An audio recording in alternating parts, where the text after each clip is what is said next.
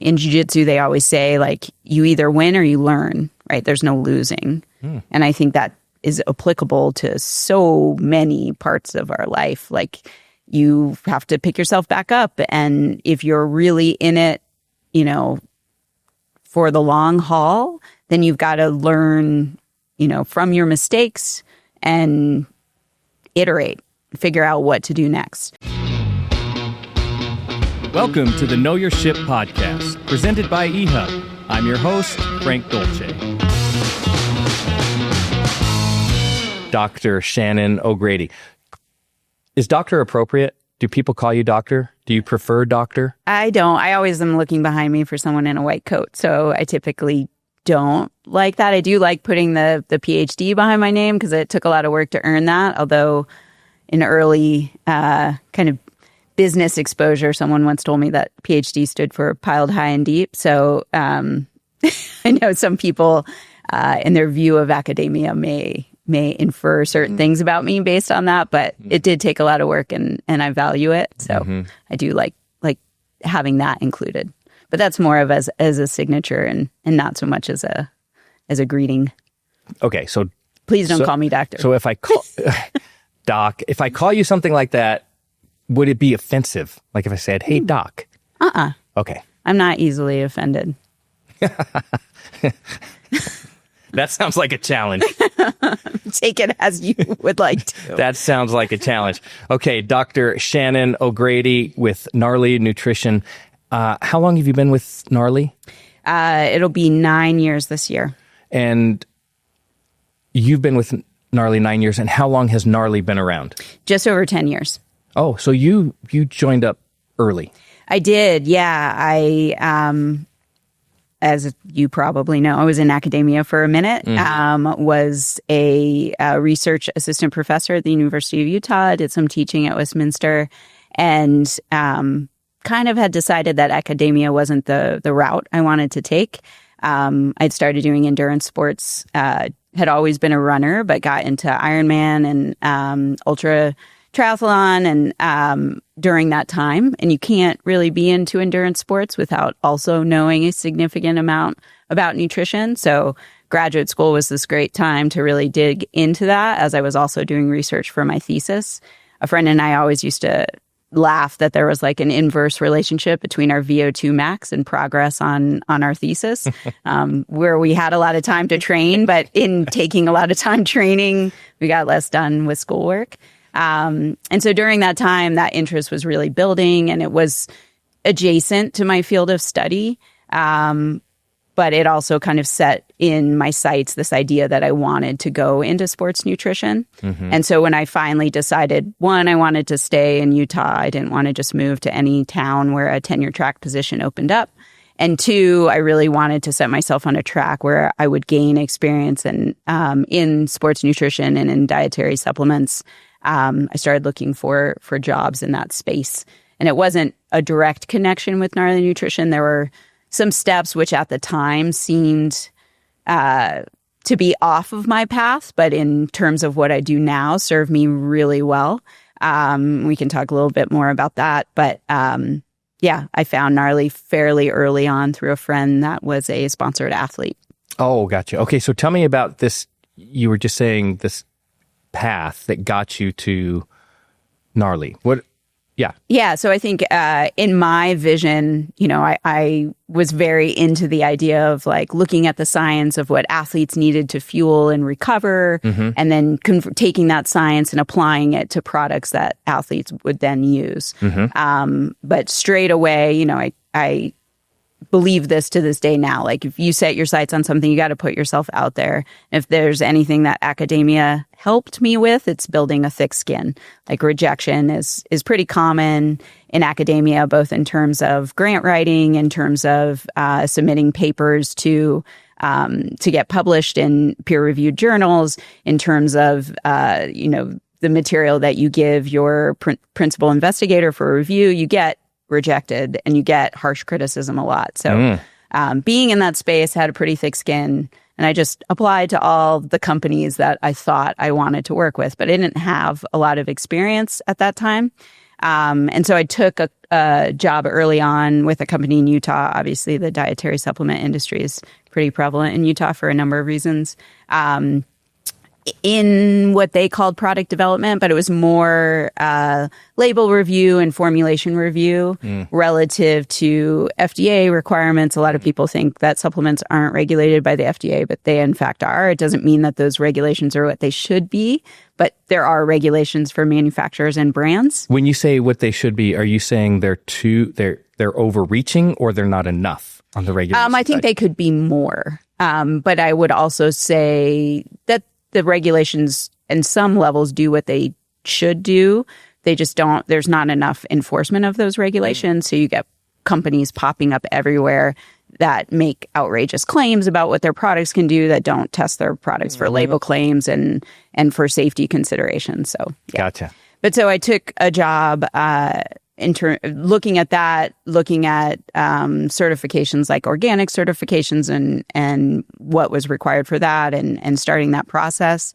From there, I took a job with a supplement manufacturer in quality. So I was hired to bring a supplement manufacturer into compliance with FDA regulations and then secondarily get them NSF certified, which is a third-party quality certification, not just in dietary supplementation, but in a number of realms of manufacturing. And so neither of those were my dream job or what I wanted to do. But it was around that time that I found Gnarly and started doing contract work for them. But both of those served me really well in what I did for Gnarly or what I started doing, both in terms of making sure like labels that we were putting out for products that we were formulating were accurate, reviewing formulas and making sure that the inputs, accurately led to the dosages that we were putting in a product, making sure that the manufacturers we used were, following GMP or good manufacturing practices. We later got Gnarly NSF certified, which is one of the highest levels of quality certifications that you can get in the dietary supplement industry. And why is that important? Because, as I mentioned, FDA regulations, although they exist for manufacturers and supplement brands, that doesn't always mean that they're followed. And when you put either a manufacturer or a brand, which both have direct interest in getting their product to pass a laboratory test because it costs a lot of money to go back and reformulate or to relabel something. When those are the people that are testing the product, there might be a little bias there. And so having a third party that has no direct interest and is just going to, tell it straight, basically, your product passed or it failed. And if it failed, these are your options. I think that's critically important. Like I'm not just the CEO of a sports nutrition company. I'm also a consumer that uses dietary supplements as an athlete and just as an individual that is busy and doesn't always have a lot of time. I want one, my products to be safe. Two, I want to get what I'm paying for. And three, like as a scientist, if there's nothing that pisses me off more than companies making claims that are totally unfounded. Right? It's marketing BS. So those things are critically important to me, both as someone that puts those products on the market, but also as a consumer of those products. When you mention that, this is going to take a dark turn right from the start. Uh-oh. Is this when I'm going to say something controversial? You might. So in our business, in all business, I would say, there are opportunities for corruption. Opportunities for corruption exist. And that just popped into my head when you started talking about third-party validation of your product. And so I'm just curious, have you ever experienced corruption in third-party testing? So you're developing a product, you want this stamp of approval from the third party, and is anybody paying off that guy to give you the stamp of approval? Have you ever heard of something like that? No, not at all. I mean, NSF has been around for a century, maybe. And I mean, you can open your dishwasher and you'll see a circle with NSF. If you look on the bottom of your pots, you see a circle with NSF. So I think on many levels, they have skin in the game in terms of the level of expertise they have in terms of auditing manufacturing in many different spaces. It also costs me a lot of money to get this testing done, right? So we are NSF content certified, which means all of our products go through, the formulations themselves go through review by a toxicology panel, making sure that the dosages or the amount of certain ingredients we have in our products are safe for consumption, given how we're recommending that people take them. 2, they're tested for label claims, so making sure like in a serving size, there's 20 grams of protein or 80 milligrams of magnesium or whatever the product is. 3, they're tested for microbial contamination to make sure they're safe. They're tested for heavy metal contamination to make sure they're safe. They're tested for pesticide contamination to make sure they're safe. So all of our products are tested for that. Secondarily, we sell products to pro sports teams. So we don't sponsor pro sports teams like the billboards that you see when you drive down the highway. The dietitians actually buy our products so that the athletes can use them, which means that every single lot of every single product we produce are tested for all 300 substances on the World Anti-Doping Agency banned substances list. So one, if anyone could pay off NSF and it resulted in a bunch of athletes getting, popped Tested for something that they didn't consume, that they got through a contaminated product, that would reflect poorly on many different parties. So I'd say NSF very much, it's not a concern. It's a standard. Impeccable standard. Okay, interesting. There's so many things that popped up as you were talking about all of that. I'm going to have this tendency, and you'll have to maybe just keep me on task here, because I'll want to start talking about all of the Gnarly products and how I can utilize those effectively. Maybe we can talk about that a little bit. I don't want that to overrun the podcast. In fact, in doing some research, I tuned into a podcast you were doing with another group regarding collagen. And I've been thinking about collagen for a long time and whether or not that would be beneficial for someone like me and how to use it. Yeah. And I think that's another question that I have is like a lot of people, it's a great question about collagen. I mean, how do you use it? Yeah. And so, so let's think about that. We're gonna talk about that at another point. Okay. You got because that primed me, so now I'm ready. So this is how this podcast goes sometimes. That's fine. I have the nickname the Human Detour, and this is what happens. You're a squirrel guy. That's not a nickname that I like, but it probably fits. Yeah, I see something. And here's a perfect example. You were talking a few minutes ago about how academia can be really harsh. And I was thinking, who thinks of academia as harsh? Like, nobody thinks of academia as harsh. People think of go to class and you're taking notes and you take some tests and you get a degree. And talking about graduate school. Yeah. So tell me about how the feedback is. Tell me about that experience of getting harsh feedback on something that you're trying to produce and publish and have peer reviewed and all of those things that you have to go through. So one, I think that most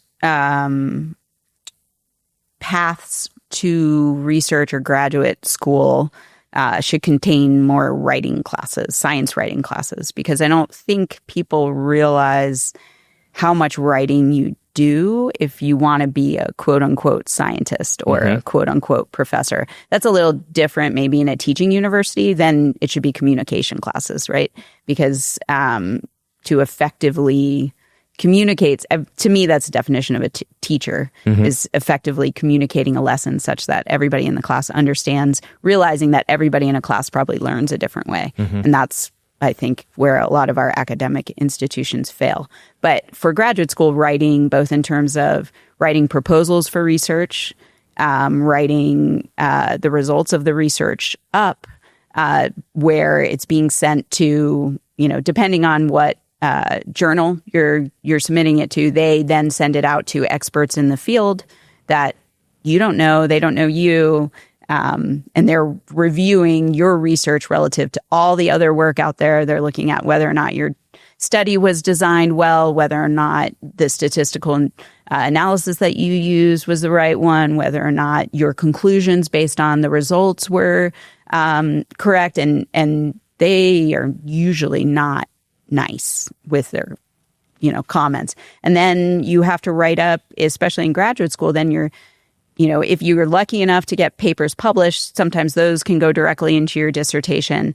But some research, you have to write chapters, right? My dissertation had 6 different chapters. It was like over 200 pages. So it is not like writing an essay about what you did over summer break. Like, it's a specific style of writing that was drilled into my head so much that, like, at work now, when they ask me to write a blog or something, I'm not a good, I think in person I can explain things fairly well, and I love teaching. So I really like to take things that are, might be, I hate to use the word complicated, but people might not be exposed to on a regular basis. And you have to, if you're in science, you have to think a certain way or use a certain verbiage to understand that stuff. And I love taking that and helping people with nutrition or other scientific concepts. But my writing is very dry and boring and not fun to read. So it's from multiple years. I did graduate school. I did 2 postdocs in, a genetics lab and with the Center for Pediatric Nutrition Research up at the U.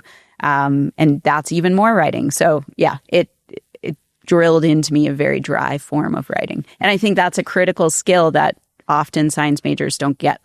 So what is the most harsh feedback you ever received? You can't write. I don't know. I mean, you get papers back with red all over them.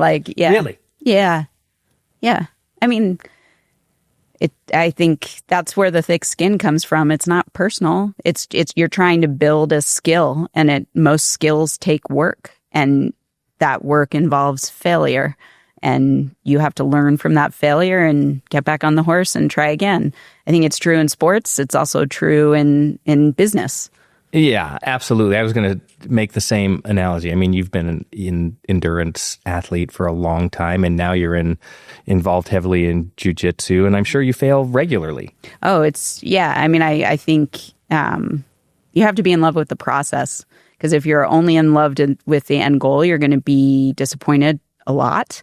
And for me, that's, jiu-jitsu, I think, is a perfect example of that. It's empowering and also very humbling on a regular basis. And for me, it's the love of that, of learning new things and of testing new things, and of, jiu-jitsu is like chess with both your body and your mind. It's totally strategic. And if you don't love that piece of it, and you don't understand how failure is almost a necessity, then you're going to drop out of it early on. So how have you incorporated all of these lessons from the academic side, receiving harsh feedback and how you manage that, and from the athletic side and dealing with failure and overcoming obstacles? How have you utilized that in your career, and how do you manage people or coworkers who need feedback that may not be friendly? Yeah, I mean, I think it's all about the delivery, right? Like that mentor that wrote "You can't write" on my paper didn't need to be delivered that way. Like at the time when I was, I don't remember how old, in my 20s, I didn't take it like super well, Here's an opportunity to get right. No, that's me retrospectively looking at that situation, but it was harsh, and I can't say that I wasn't totally crushed when papers got rejected that I worked really hard on, or but I think you have to take it in stride, and life is full of really challenging situations. And in jiu-jitsu, they always say you either win or you learn, right? There's no losing. And I think that is applicable to so many parts of our life. You have to pick yourself back up. And if you're really in it, for the long haul, then you've got to learn, from your mistakes and iterate, figure out what to do next. But I would say with employees, I always start with intent. I think one of the hardest things that I've only been a CEO for a year, although I've been with Gnarly for 9 years. And so I'm very much learning the job on the go. Mm-hmm. And I'd say I've always believed, and this was true in science as well, because a lot of scientific projects are collaborative. You can't be an expert in everything, Mm-hmm. And I think anybody that thinks that they can is not looking at the situation in the most efficient way. It's better to surround yourself with experts that you trust. And I think through that building of trust, then you're creating a team that also trusts you. And so, I try to surround myself with people that I trust, mm-hmm. that are way better at their expertise or their skill sets than I could ever be. Mm-hmm. And I stay in my lane in terms of that. And then 2, realize that we all have the same intent and start with that.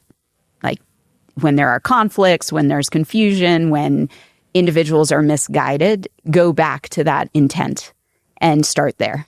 And then constructive feedback is always the best way to go. When did you notice that you had this affinity for, I guess a couple things. You mentioned your love of research, and you said, about 7 years old? Is that what you were saying? 7th grade. It was to get out of a stupid computer project we had to do on the voyage of the Mimi. It was like I just remember my 7th grade science teacher was like, I think there weren't very many people signed up for the science fair. And so he was like, if you do the science fair, you can work on that and you don't have to do this other like computer module for, I don't even remember what it was on. I just remember the name of it, which I thought was dumb. And I was like, well, I'll try the science fair. And my first project was looking at whether or not preservatives in bread are necessary, which is hilarious because it so much aligns with similar, like with what I do now. But like I took, bread that like Wonder Bread, and then I took, bread with fewer ingredients that didn't have preservatives in it. And I put it in all these different conditions, and then I measured time to mold growth. And so that was my first science project. And I loved the idea of being self-directed, mm-hmm. like choosing what I wanted to study, mm-hmm. deciding the best way to, I think this is another thing people get wrong about science is they always think you're trying to prove something, but really in science, you're disproving. Mm-hmm. And so you set a hypothesis and you're basically showing, whether or not it's false. And so I loved the idea of figuring out what variables were important to test to really get at that question. And I think that just, I did science fair all through high school and really enjoyed it. And that, I knew I wanted to be a science major in college, which was part of what drew me to Utah. Mm-hmm. My dad went to Notre Dame and I had gotten into that school and I thought he was going to make me go there. But we had started skiing when I was, we skied together a lot when I was younger. And I just remember I had put a lot into this, conversation that we were going to have. Like I'd applied to University of Utah out on a whim. We had been here skiing at Alta and I just was like, wait, how close is the university? And I knew they had a really good science department. Mm-hmm. They had a great ski team. Yeah. Well. I wasn't that kind of a skier, but I did love it. And I just, he, very simply was like, well, you could go make skiing part of what you do on a regular basis, or you could go to Indiana where you roll a bowling ball across the entire state. And so he was just really supportive of the direction he knew that would make me a happy person, which I is something to this day that I try to impart with my own kids. Yeah. So is that at that same time, were you also developing this love of sport and athletics and endurance stuff? I know you mentioned skiing, but is that something that you just found you loved, or is that something your family did? How did you develop that? Yeah. I always did sports growing up, a bunch of different stuff. My sister had started running. My sisters were both older, 6 and 8 years older than I was. My oldest sister ran cross country, I think. And I remember training for my first race when I was 6. She like trained me for like a mile run. What did that training? Because I don't even remember. I just remember like wearing a warm-up suit and like going on runs with her. And I beat all the boys, which I was, that was a big thing when you're in elementary. Well, it's still a big thing. Yeah. I like choking men out in jiu-jitsu all the time. Oh, man. But that was a big thing. And so I always liked to run, and I ran cross country in high school. I had a heart problem diagnosed when I was in high school, so momentarily they didn't know how to deal with that. I had to quit running. Started again in college once I had gotten that fixed. And I think just being in Utah with the accessibility to the trails, I really, migrated towards trail running and spending time in the mountains. So I had already enjoyed skiing, with my dad, and part of the reason why I moved out to Utah. So really kind of took that interest in running, and it morphed more into trail running and, climbing mountains and stuff like that. And then did all of those things, I guess, combine into this new avenue of nutrition that you followed?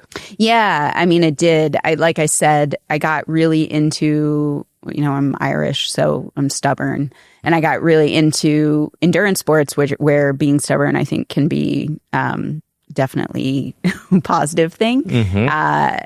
And you can't really do endurance sports unless you really lean into nutrition and what your body needs to, run for 12 plus hours or bike for 12 plus hours or whatever you're choosing to do. And so, it wasn't until then, I think had I found endurance sports early on, I may have looked at going into sports nutrition in graduate school.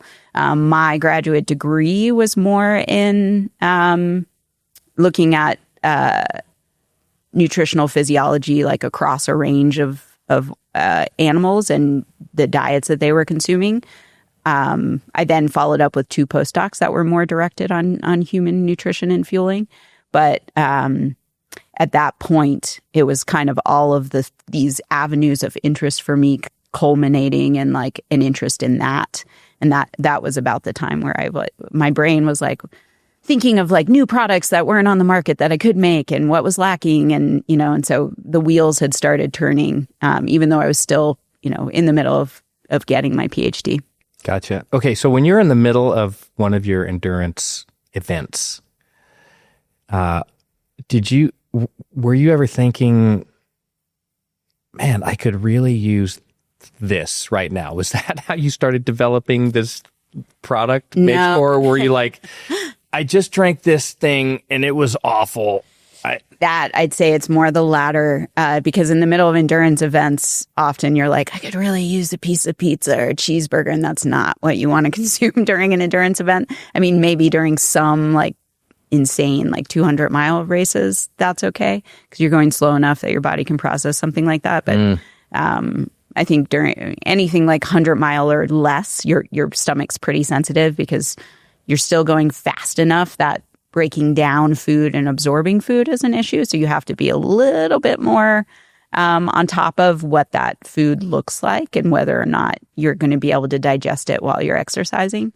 It was more of, I think, bad experiences I had with not necessarily bad products. Often it was like the misuse of products on my end, or maybe how products were presented on by a race.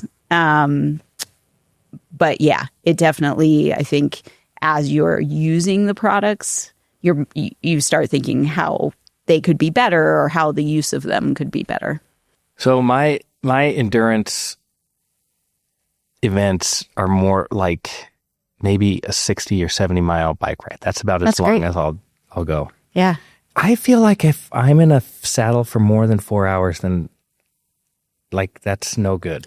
Ooh, I did Lotoja, and I'll tell you what, I never... It was real long. Well, then you've done more than a 60 or 70 mile bike ride. Yeah, well, I mean, if I'm going for a long ride, that will be what I do. Riding over a rumble strip on your road bike.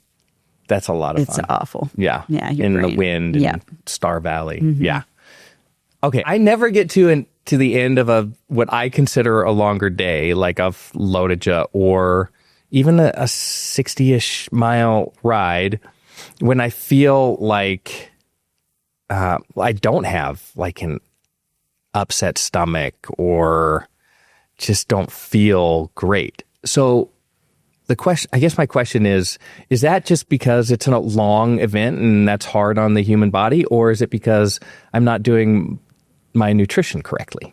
So it could be a combination. I mean, I think you're always going to feel fatigued and maybe a little off after a long event. Like although we've come far in terms of the science of fueling and people are consuming more than they ever have before, there will always be somewhat of a gap between your energy expenditure, the calories that you're spending or expending while you're riding, and your body's or your ability to replace them with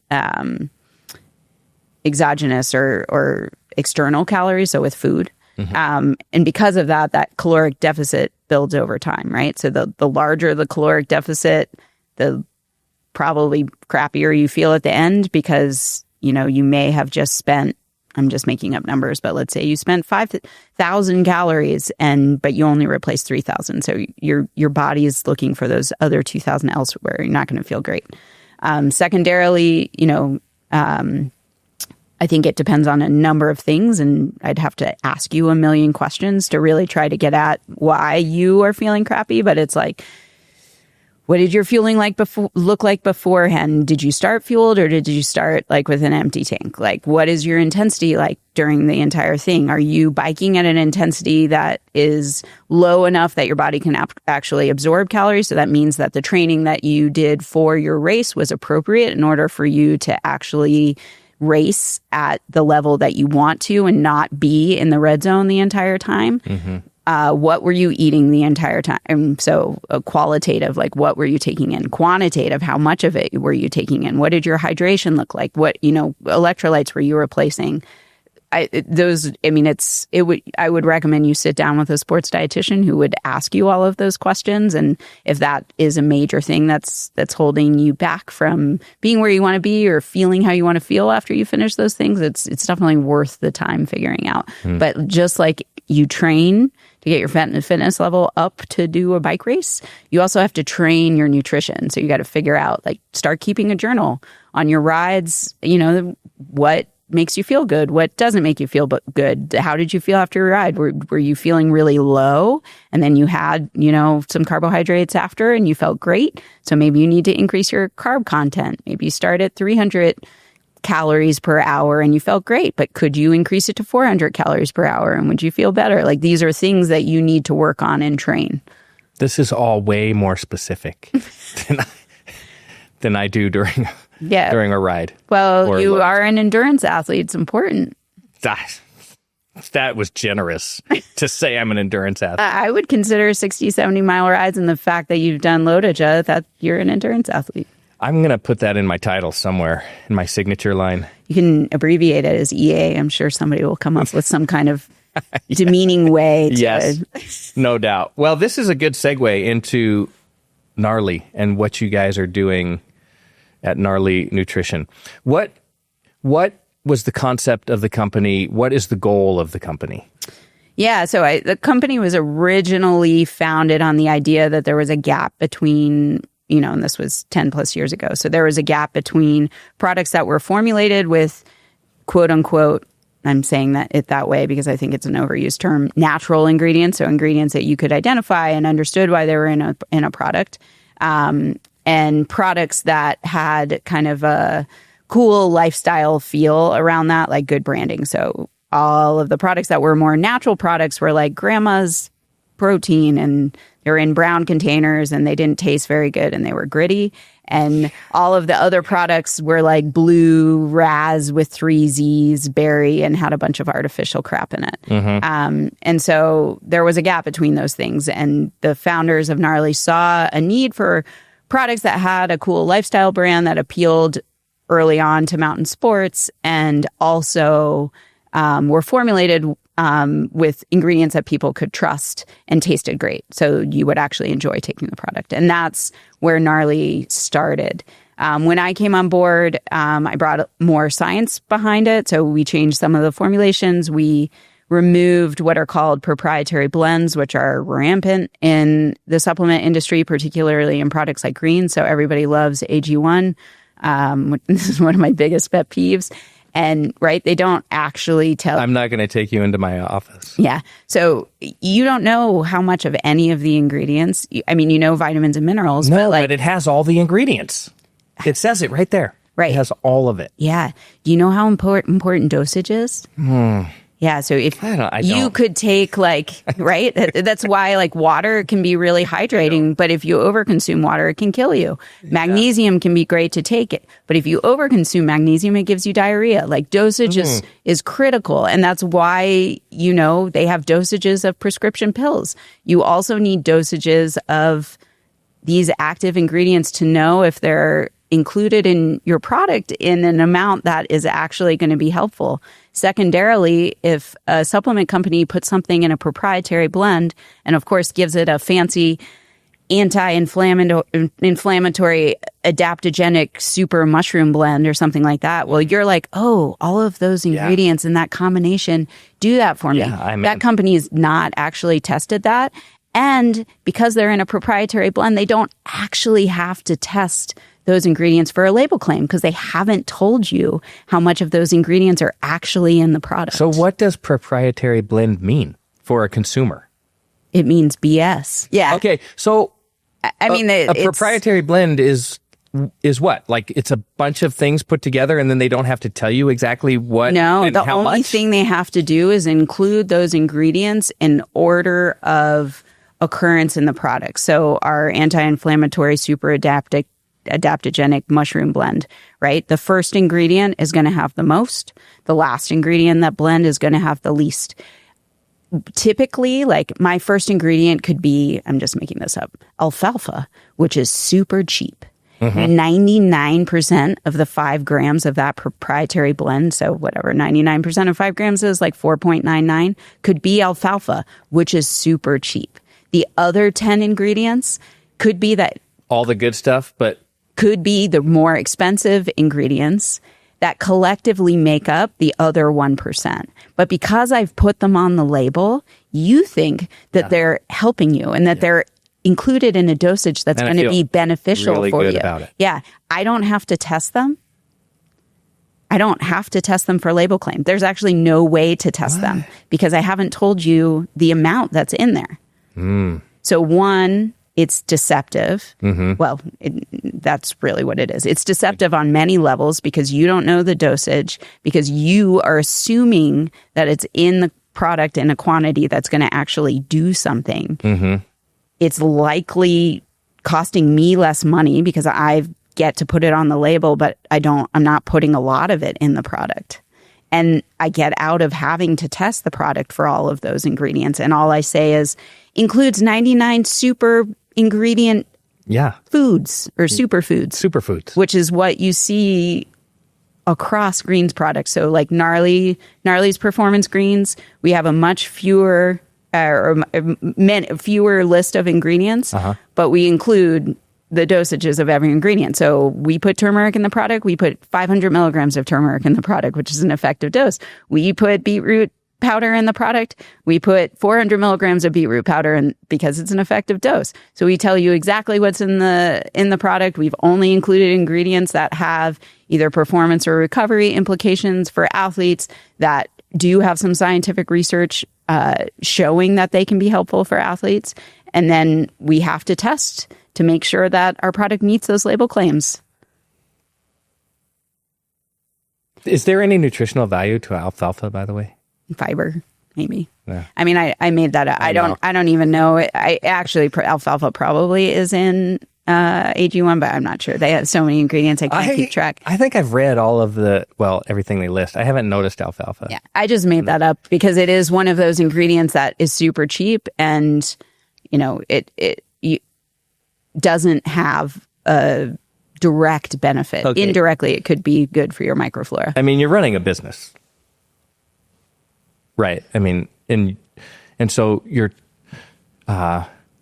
And you're paying $100 for that product, potentially $70. Revenue's important, and profit, and all the business things. Mm-hmm. So, but you can also be transparent. Could you be more profitable by doing? Would you be more profitable by including a proprietary blend?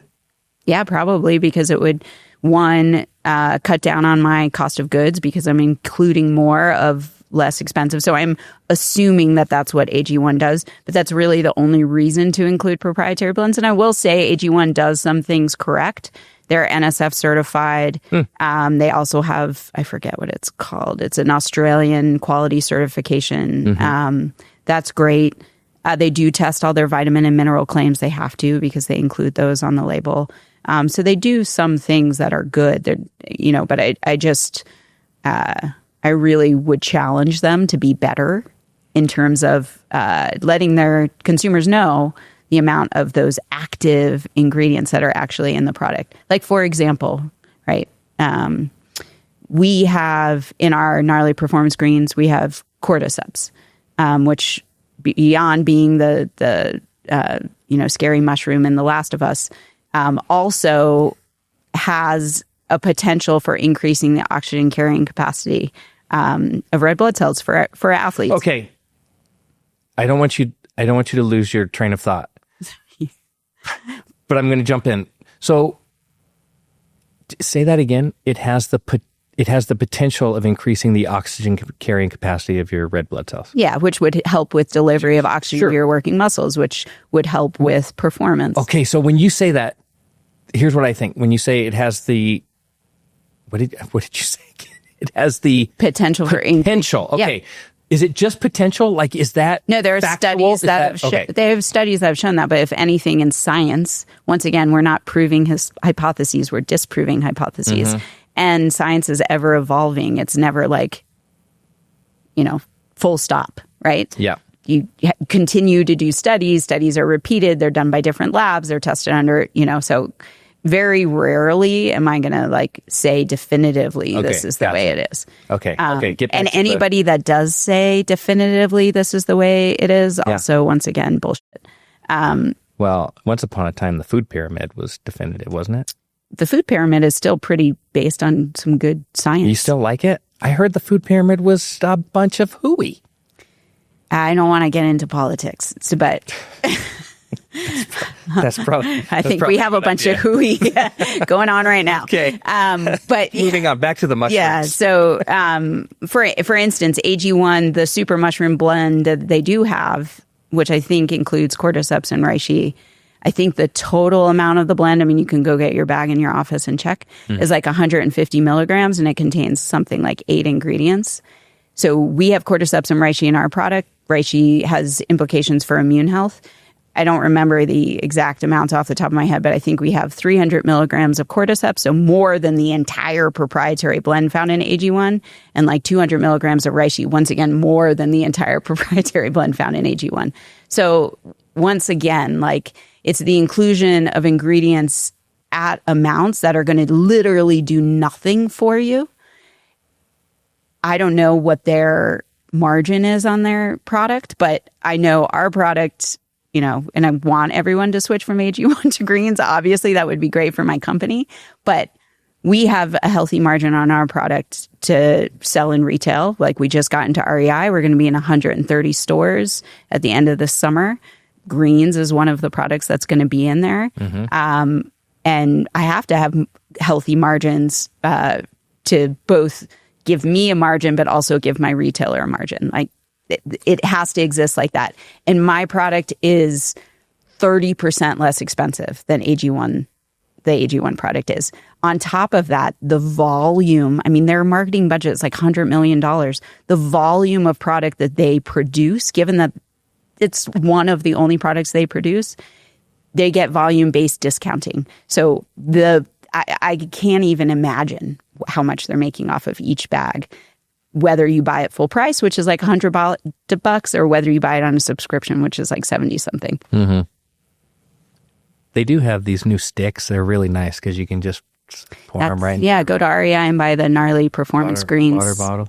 at the end of the Would you say the core of, all right, I'm sold. You went way above and beyond. I'm sold. What is that? So would you say that's the core of Gnarly Nutrition? Is your standard for your, like, you just operate at a higher level. The standard for your product, and it still has to be profitable, obviously, but the standard for your product is higher than competitors. That's one of our core values. I think supplement can be a dirty word in so many circles. Like, oh, you're on supplements, or you're selling supplements. Supplements in and of themselves, I think, are often thought of being synonymous with marketing. Mm-hmm. And it's my goal to be the antithesis of that, to be transparent, to be honest, both in terms of how we formulate our products and what they can actually do. And we do that with NSF testing. We do that we are one of 3 products I know of, and there are a million greens products. Like, go into any grocery store and pick up, and you will find proprietary blends on literally almost every product you pick up. Will it actually say proprietary blend? How do you know there's proprietary It will blend? list some fancy marketing title, like that was, the super antioxidant and adaptogenic super mushroom blend. I made that up, but it's something like that. And then it will have an amount for the entire blend. And then it will have anywhere from 5 to 80 ingredients listed under that. But you will not see turmeric with a specific amount. You will not see beetroot with a specific amount. You won't see cordyceps with a specific amount. So you don't know. You just know how much of the blend is in the product. And no research. Those blends are not trademarked. They're not patented. I mean, you could trademark the name of it, but they're not patented because there's no research showing that those ingredients or the combination of those ingredients in whatever amounts, paltry amounts, fairy dust amounts that they're including, do what the title is inferring. Okay. Okay, so so one product has 150 milligrams of something, and another product, let's just say Gnarly, has 400 milligrams of the same product. Well, as a consumer, isn't there some benefit to having the product? Like just having that particular ingredient? Not if you're not taking it in a dose that has an effect. And how do you know what the effective dose is? Hopefully, if you are not in the scientific literature, you're not necessarily concerned with it. That's exactly what I'm talking about. Now you can ask AI. Because there's so many, you can say what is an effective dose of cordyceps? Put it into Google. If you don't care, that's fine too. If you just take no, I think that's the question. Is I want to care about that, but I'm not in that world, right? I just want to find a good product, and you walk into the store and there's 1,000 products. We'll just say greens. There's 1,000 greens products. First step is. One, if a company is using proprietary, there's not a good reason to use proprietary blends. Mm-hmm. There is no good reason as a brand beyond it makes more money for me. So look for a greens that does not have proprietary blends. There are a few out there. I'm only going to tell you. Alongside Gnarly. I'm only going to tell you of Gnarly's because I want everyone to go around and go and buy ours. But there are a couple others out there. That do not have proprietary blends because they are, one, doing the right thing and likely including at dosages that are going to have more of an effect than the dosage included in the version with proprietary blends. Secondarily, look for a product that's third-party tested. So NSF is an option, Informed Choice is an option, USP, which is US Pharmacopoeia, is an option. If you turn around your supplement brand and it says CMGP, which is good manufacturing practices certified, there's not a good manufacturing practice certification. That is a badge that someone in their graphic design department made it up and put it on there. What? So there are good manufacturing practices that brands and manufacturers have to follow, but you don't get a certificate afterwards. It doesn't, like, you get inspected and you either pass the inspection or you don't, but they don't say like, now you can put this badge on your label. Like, usually you have to pay a lot of money, like NSF. The amount of we pay in testing is ridiculous and definitely cuts into my bottom line, let me tell you. But one, that trust between a consumer and our brand, for me, is critical. So it's worth it. And our products are a little more expensive because of that. Not as expensive as H&M, though. Okay. Well, I hope I wasn't. I was trying to poke you a little bit. No, you let me stand really well on my soapbox. Thank you. You're welcome. I have given very lively monologues on this topic before, if you haven't been able to tell. I've listened. I just think it's interesting, like the differentiator. One of the questions that I like to ask is, and we can talk about that, but I was, like, what does Gnarly Nutrition do really well? And as we're talking about this, I think the standard that you set for the company is one of the things that you do really well. And having a consumer, a concern about the consumer is a priority. You still have to make money. You still have to run a business, but revenue isn't the driver. It's, are we building products that are good for the consumer, that are safe, and that are effective? Yeah. And I would say in this day and age, you also have companies and individuals, we kind of talked about this before the podcast, demonizing ingredients. And I'd say that's something else we don't really do. I'm not going to be someone, we've never been one that's like carbs are bad or fat's bad or you can't have this one ingredient in it because it's been shown to cause cancer in cell cultures. Like, no, I know how to read scientific literature. I know when things are overinflated. Yeah, really boring writing. I know when it's overinflated. I know when, because that's another thing that people do, is they point fingers at things to try to make you think that, like, I think a good example of this is, although we don't use artificial non-caloric sweeteners in our products, we use stevia, which a lot of people hate. I feel like it's like cilantro. Either you like the taste or you hate the taste. But it's a natural sweetener. It's pretty safe. There's a lot of research showing that it's safe. But a lot of people have said things like aspartame or sucralose can be bad for you.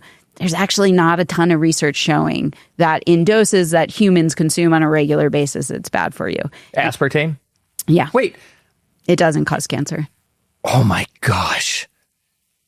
This is the mind-blowing segment of this podcast. No, I mean, there's research showing in really high levels, like what that is it really causes high level? I would have to revisit the research, but there's research showing in really high levels it can be cancer causing. I believe in cell culture. I don't remember if that is also in rats, but we're talking about, like, you would have such extraordinary amounts that you could never do it. If you scaled that up to a human, it would be like, instead of a bowl of cereal, probably having a bowl of aspartame. I'm exaggerating here. I'd need the studies in front of me, but I've looked at them in the past. Also, researchers that I put a lot of trust in have looked at them in the past. And if you look at the positive aspects, like I put diet soda into this category, right? I'm not a soda drinker, just because I don't crave it. My mom never let us have it growing up. Like, it's just not something that I crave. But is there? I was going to say, is there a but? But I think, well, what I'm saying is, like, if you look at the impact that switching from regular soda to diet soda can have on weight loss, on people with metabolic disease, like, that impact is huge and amazing and vastly more important than the potential negative impact that an artificial sweetener could have on your health, which is it doesn't have an impact. There's some research showing that it might impact your microflora. Everything impacts your microflora. Like, I think people get lost on small, minute things that really have a little. It's like losing I always forget if it's trees for the forest or forest for the trees, but you know what I mean? Yeah. Yeah. I can't tell you how much I've enjoyed this last several minutes. These are all things that have been on my mind and maybe on lots of people's minds. Like, I'm sure the interwebs will have a lot to say. And diet soda. You shouldn't drink diet soda. You should drink regular soda because diet soda has all of these chemicals and everything else. But then you laid out all of the reasons why, if you're going to make a soda choice, then maybe diet is the right way to go. Like, this is such an interesting debate in society, and I think you just cleared it all up. I just think people, I love that you said you don't demonize the ingredient. Well, I'm very much a everything in moderation, including moderation type person. But I also think that getting hyper fixated on things like this, there are just focus on how many fruits and vegetables you're eating. Focus on hydration. Focus on getting in lean proteins. Focus on sleeping enough. Focus on spending quality time with your family. Focus on stress relief. These are all things those are things that you should be spending time thinking about, not the minutia. Oh, so good. We, as a shipping and logistics company, we try to help our clients make data-driven decisions. So we try to provide a lot of data about costs and transit times and carriers and reliability and all of these things so they can make really good decisions. Okay, I know the answer to this, but I want you to talk about it. Like, how you're a researcher, how important, how meaningful is the data? Now I'm pretending to be CEO, so I'm not a researcher anymore. You were a CEO, former researcher. Like, the data has to be... could you produce anything without the data? Products? Yeah. Could I? Yeah. No. Yeah. Do other people? Yes. Okay. Back to this is the differentiator for Gnarly. Yeah, and there are other companies out there doing this. We're not the only ones. It's just there are a lot of bad actors in this space.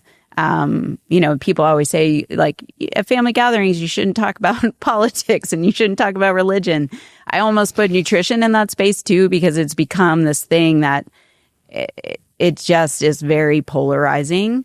And I try to, I think I have a lot of strong feelings. I have a lot of strong feelings about diets and diet culture and body image, and not just what we perceive as like attractive, but what we perceive an athlete looks like, and a number of things. And I think, one of the other values that Gnarly tries to stand behind is like inclusivity in sport, but also like this expansion of what an athlete looks like. You getting up off your couch and you're training for your first 5K, you are an athlete to me. Like, you are setting a goal, you are dedicating yourself to your goal, and you're dealing with, getting on the road to that goal and dealing with failure along the way and everything that comes with doing something that's hard. That to me is an athlete. I think that is something else that we do and try to talk about a lot that might be a little different. But in the end, the trust between the consumer, both in terms of how we formulate our products, what we put in our products, what we say we can do, that comes first and foremost. And then, we try to make our products taste really good too, because as I said, taste is something that's very individual, but we try to make people enjoy taking our products. But it's also true that, like, some people, just because of the way they eat, might feel better on a low carb diet. That might work more with their lifestyle. I have strong feelings about the demonization of carbs because, as an athlete, how important they are. I know. I feel terrible every time I eat carbs. I feel wonderful. But some people feel better with a lower carb diet. I'm not going to tell you that the way you react to food is wrong. No, you know yourself better. You know your energy levels better. What I will tell you is that at exercise intensities that are high, your body does not burn fat. and your body rarely burns protein for fuel. Wait a second. At exercise intensities that are high, your body does not burn fat and it doesn't utilize protein? No, so your body... Okay, so when you say what does that intensity look like? So anaerobic metabolism cannot use fat as fuel. So aerobic metabolism, which is basically zone 1, zone 2, might be in the background in zone 3. But once you hit like zone 3 or you hit your aerobic threshold, which is when your body cannot take in enough oxygen to basically use fuel aerobically, you kick over into anaerobic metabolism. Anaerobic metabolism can only use carbohydrates. So fat, your body is not burning fat as a fuel at that point. You need to take in carbohydrates because at that, especially if you burn through your glycogen stores, which there are a very limited amount of glycogen stores in your liver and your muscle, usually exercise over 90 minutes and you've gone through those. That is why carbohydrate fueling, especially if you're at higher intensities, so zone 3 and above, is critical. In zone 1 and zone 2, you're burning fat you have on board. That becomes part of your fuel source. And at, shorter bouts of exercise, you're also using those glycogen stores. So fueling isn't critical in low intensity exercise under 90 minutes, especially if you fueled beforehand. But in longer bouts that start edging above zone 2 into zone 3, you have to take in carbs. And can you loosely determine the zones based on heart rate, or is it much more? Is it much deeper than that? To determine where your zone 1, zone 2, zone 3. You can do that. You can also use perceived exertion. Typically, the way they say... So if you can talk... Zone 2, yeah. And if you're puffing and puffing and getting a few words out at a time, are you moving into zone 3 and then... Yeah, I'd say even before a few words, if you cannot speak in sentences, like because you are breathing at a heavier rate, then you're out of zone 2.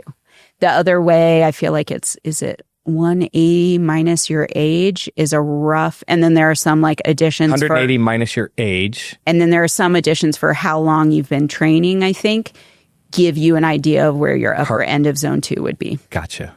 Yeah. But so, I mean, I forget how we got on the topic. I think I was saying, like, I'm not going to tell you what diet works best for you. What I will tell you is the science behind the importance of carbohydrate fueling for endurance exercise. But ultimately, you know how your body feels, and you can test it and say, well, Shannon told me I need to take carbohydrates when I'm over zone 3 and I'll start feeling better. And you can test that and it's either going to work or it's not going to work. So all I have to do is get to a point where I can't speak in sentences and then I could start loading carbohydrates. Is that what you're telling me? Not exactly. So I'm saying carbohydrates are important at that point. What types of carbs and how many you take in, as we talked about, are something you have to practice. Did you ever watch Saturday Night Live? Always, yeah. There's a skit once upon a time with John Belushi. John Belushi, when he was, I think they portrayed him as an Olympic athlete, and he had a body type that didn't necessarily look like an Olympic sprinter. That's all I'll say. But he was a sprinter, and his fuel for the sprints for his race was little chocolate donuts. Do you remember this? I don't remember. Here's the question. What I remember is Down by the River. The van? Yeah. Down by the river? Yep. Yeah, that's a good one. Okay. At what point in my endurance event is it appropriate for me to start eating little chocolate donuts? I'd say if you're zone 2 or below, if you want to have them, yeah, I would save the little chocolate donuts for either before or after. For me, like that's, I eat a lot of carbs in my life. I love cookies. I eat cookies.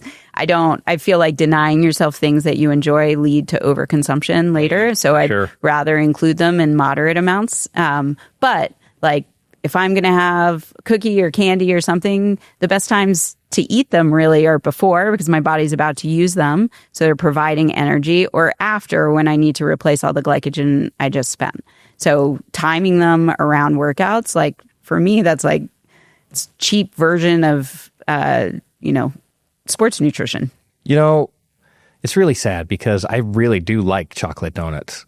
And more recently, like when I was younger and I would go on a long ride or something, I could have a chocolate donut in the middle of the ride and I was like, oh man, it's the best.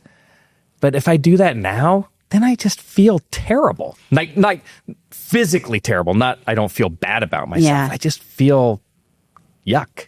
Yeah, I would say that it might be because of the donut itself and not because of the carbohydrates. Your body's just having a harder time breaking it down in that form. But like I did the Leadville 100 mountain bike race and pretty much did a lot of that race on brown sugar and cinnamon Pop-Tarts and sweet potato fries.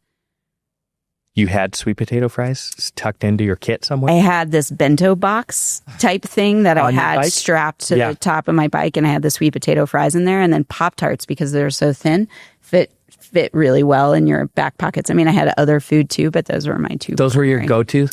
Yeah. How were I love sweet potato fries, but did they stay in a consumable format over the course of 100? Wait, is it 75 miles? No, it's 100 miles. 100 miles, Leadville. Yeah. 100. It's like, well, it's the Leadville. Goes 100. up to 13,000 feet, like a few times. Yeah. Yeah. So you have, especially for a race like that, you have a crew that can meet you at certain points. Oh. And so I definitely had sweet potato or an air fryer. Like replacements. I'd say at the end that bento box looked disgusting. Oh, but I'll bet. Yeah. And I think, you probably know this from longer rides, like certain things seem like palatable and a good idea at different times of the race. I did a long ride several weeks ago. Well, my long ride several weeks ago, and I stopped at a standard place where we stop.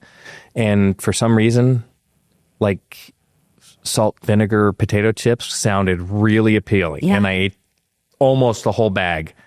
And it was terrible. It was like the worst thing. It felt so appealing at the time. It was probably the salt, but your body, so fat slows digestion. So you have to watch out the amount of fat that you consume. Sense. Potatoes are actually an amazing, because they're so high in starch, can be amazing fuel. So I used to make, when I rode my bike a lot, I would make those like baby red potatoes, and I roast them, roll them in a little olive oil, and then in sea salt, and then put them in a bag. Better, kind of same-ish. You don't have the vinegar, but a little bit different. Less fat. Not processed. No demonization. Depends on, and it depends on what, a lot of food is processed. Okay. One last question about Gnarly, and then I have a lot of other questions. We'll get to those. But, okay, it feels like we've talked about a lot of things that you do that you're proud of with Gnarly. Are there ways, if you, from your CEO seat, and you're looking at the company, are there things that you could be doing where you could improve?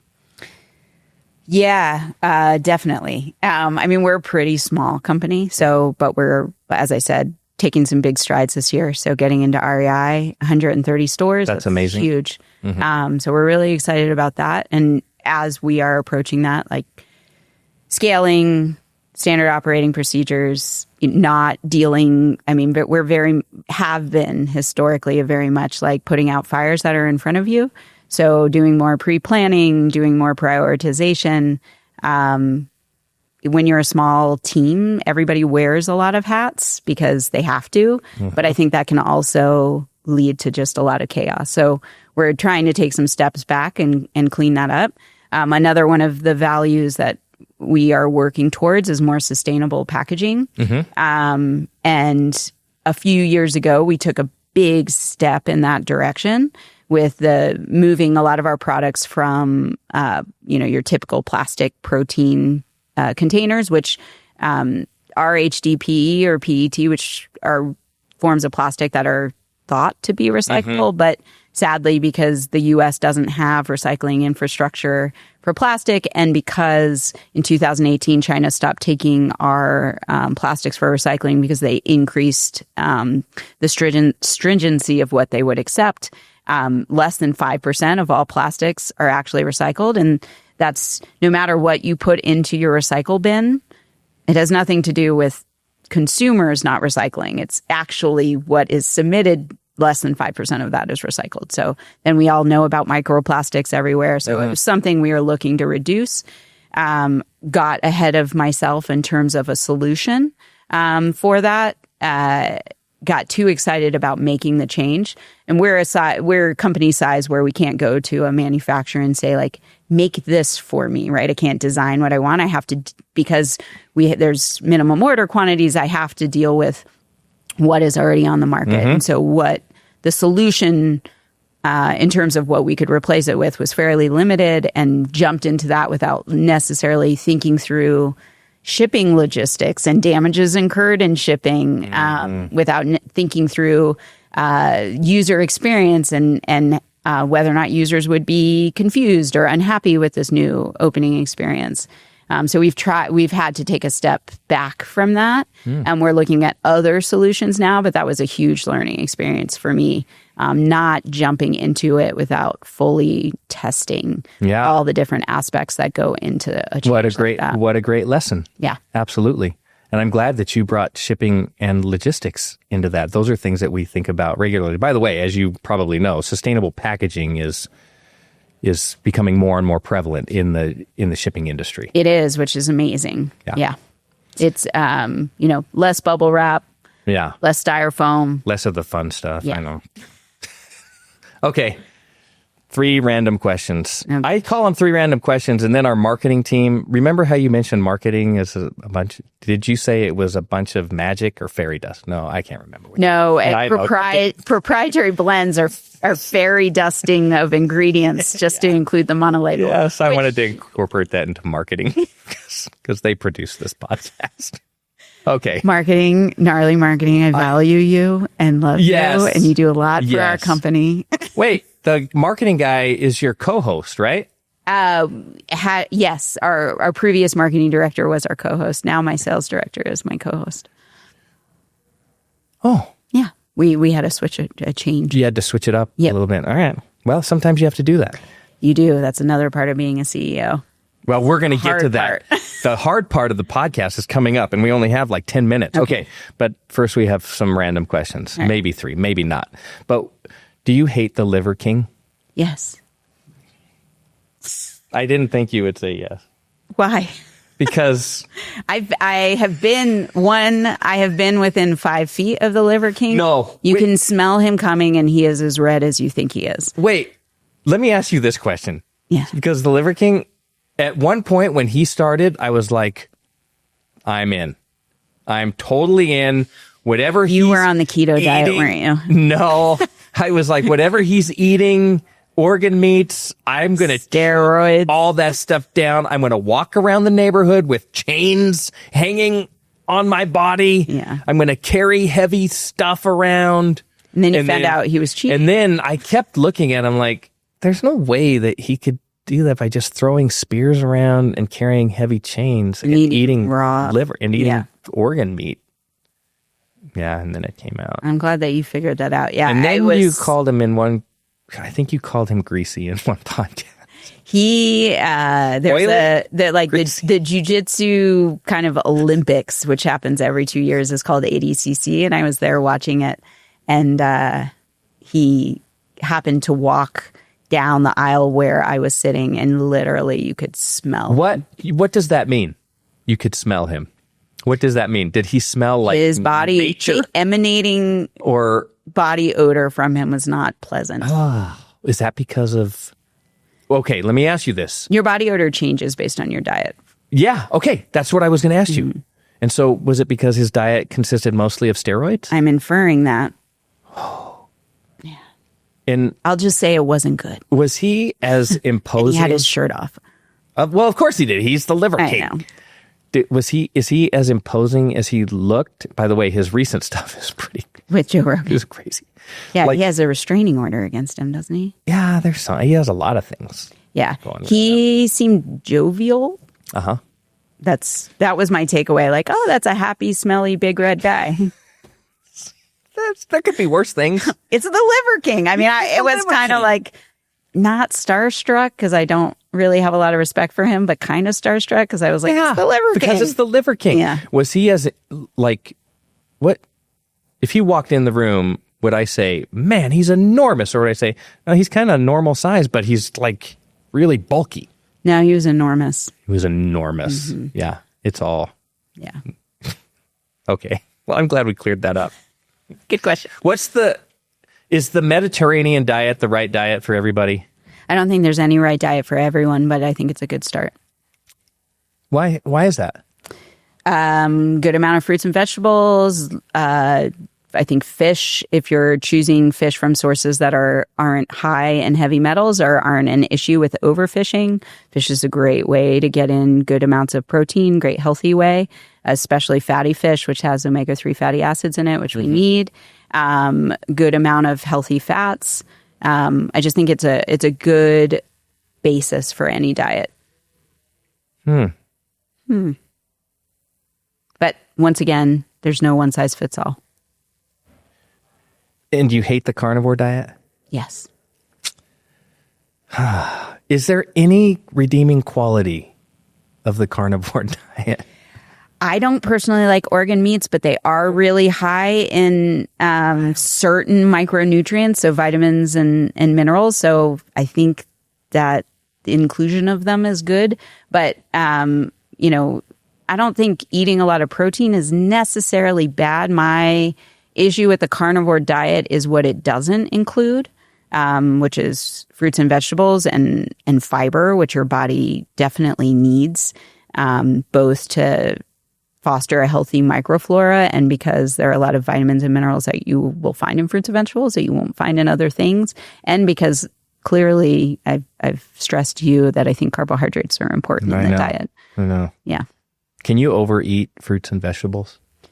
I think you can overeat anything, but it's harder to overeat fruits and vegetables. Okay, this is the last question in this. I ask this to everybody. People manage it differently. It's a shipping and logistics. Oh, gosh. Question. I'm intimidated. Would you rather ship your pants or ship your bed? Well, I've already shipped my pants 9 times. Most endurance athletes have. So I would say pants. That one of the best answers of all time. By the way, if you're at a marathon or in an endurance race and you're paying attention, you're just a spectator, you're going to notice waddling. An occurrence.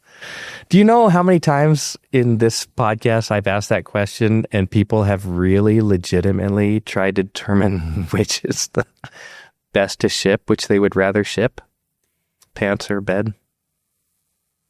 You knew it right away. You got on it. You jumped on it. Well, I've done one and never done the other, so I'm going to go with that. Okay. I'm going to go with experience. With your extensive business education and background, I don't have. How do you use like? Wait, what? Wait, you're a CEO. What are you talking about? I'm a new CEO. I'm a baby CEO. Company. I'm figuring it out. Oh. I'm surrounding myself with people far smarter than myself. Find it challenging to be a scientist now sitting in the CEO seat? Well, but listen, you do have business experience. I mean, you've been a COO of this very company, the CPO of this very company, and now you find yourself in the CEO seat. A lot of letters. Strict science, and you're a PhD. Strict science background. Would that be fair to say?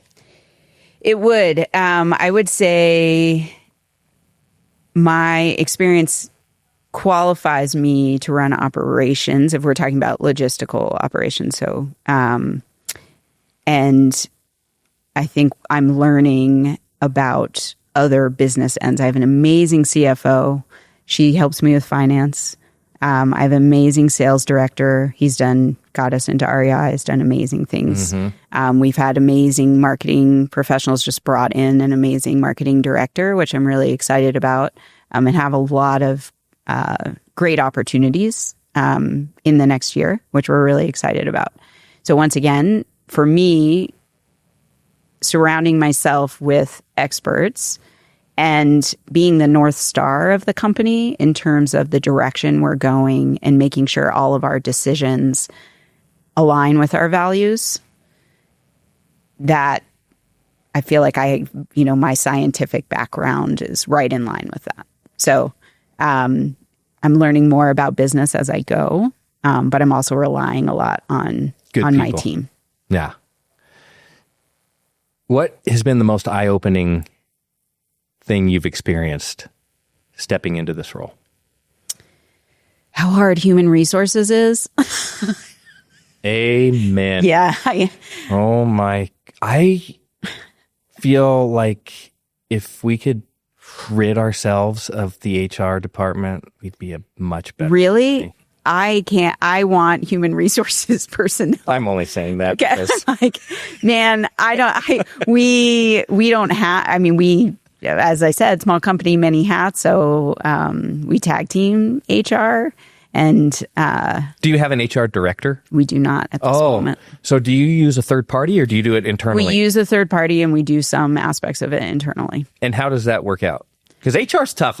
That's what I mean. Yeah, it is tough. Yeah, and I just read an article about how HR is becoming more and more prevalent, and how it instances is holding companies back. Like it becomes overreaching. Have you experienced any of that?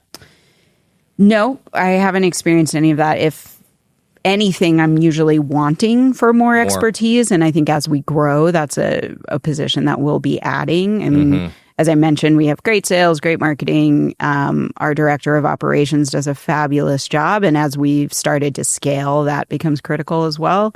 But that piece it just often is a challenge. Even in small companies, I think can be a challenge and probably continues to grow as the company grows. But I think getting a really good person in HR is something that we'll be looking to do for sure. But that has been eye-opening to me because I've always been a pretty good team player, and I'm always been pretty good at working across the aisle and finding common ground. And it's just complicated. It is. Yeah.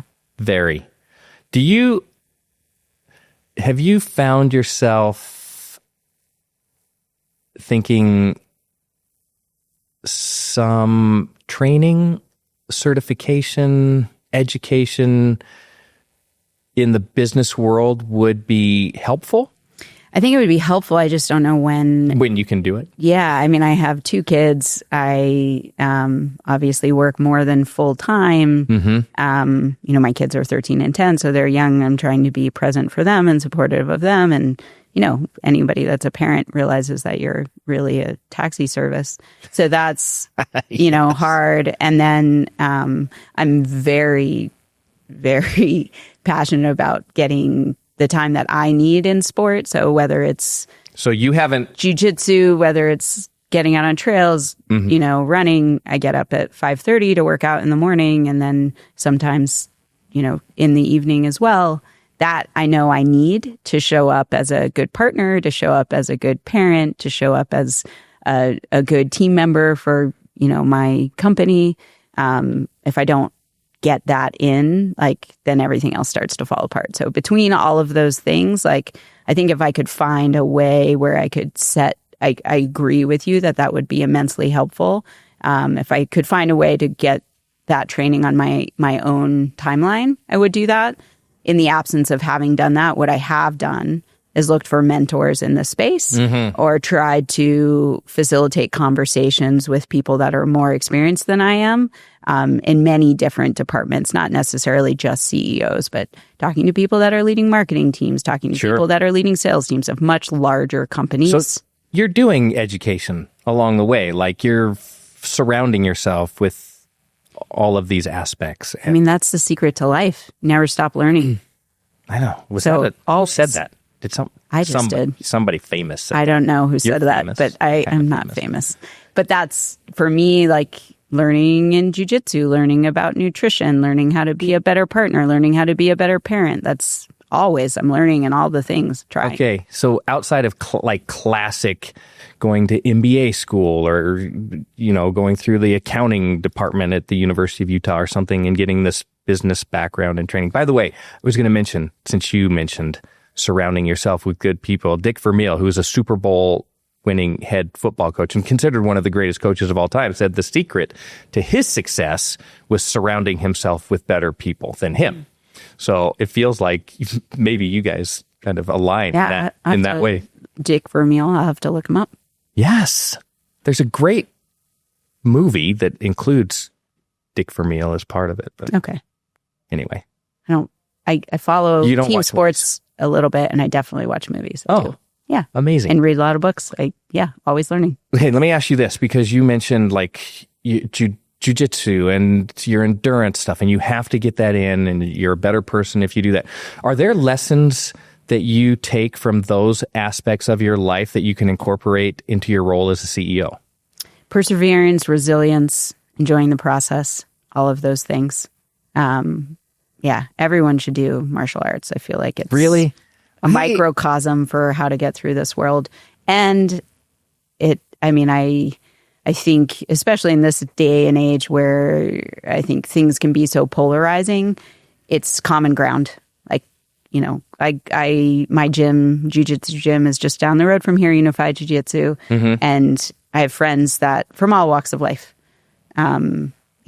whether it's jobs they do, whether it's political beliefs, whether it's religious beliefs, whether it's, economic status, whether or not they're married or single or whatever, our common ground is jiu-jitsu. And I think having that common ground then creates a bridge to discuss other things, and that's what we need. I could not agree with you more.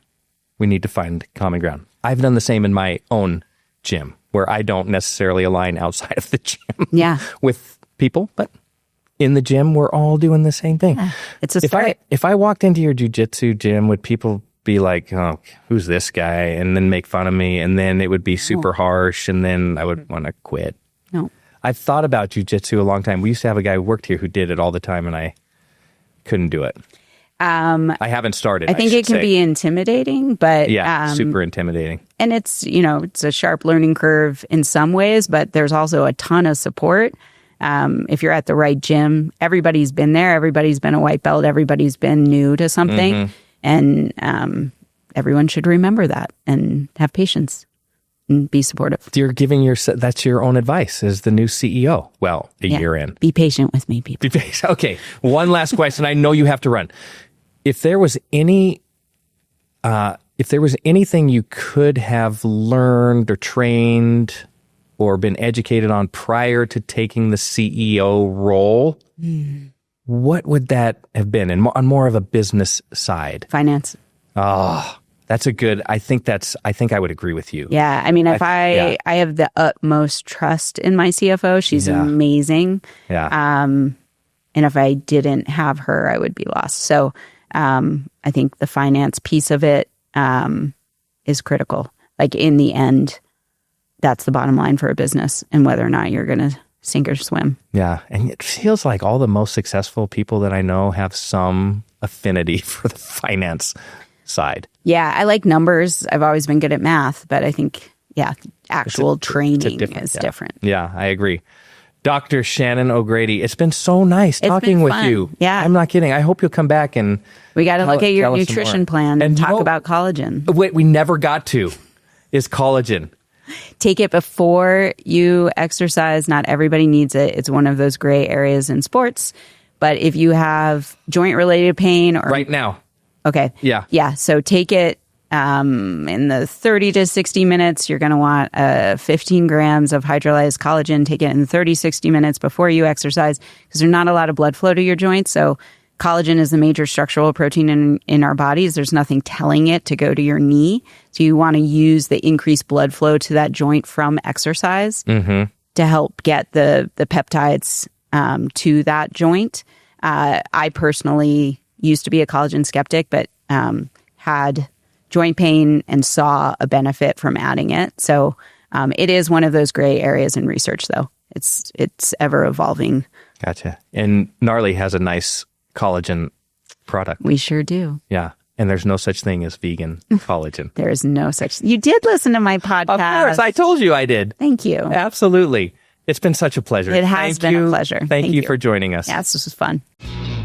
Thank you for listening to the Know Your Shit podcast presented by eHub. Don't forget to subscribe and leave a review.